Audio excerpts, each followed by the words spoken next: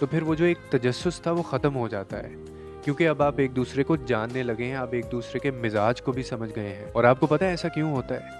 क्योंकि अजनबियत जो होती है ना, वो कशिश रखती है, उसको आप तजस्सुस कह सकते हैं। लेकिन जब आप एक दूसरे को जान चुके हैं, उसके बाद ये जो तजस्सुस होता है ना, ये ख़त्म हो जाता है। और जब तजस्सुस ख़त्म हो जाए किसी रिश्ते में, तो फिर उस रिश्ते के ऊपर फातेह पढ़नी पड़ती है।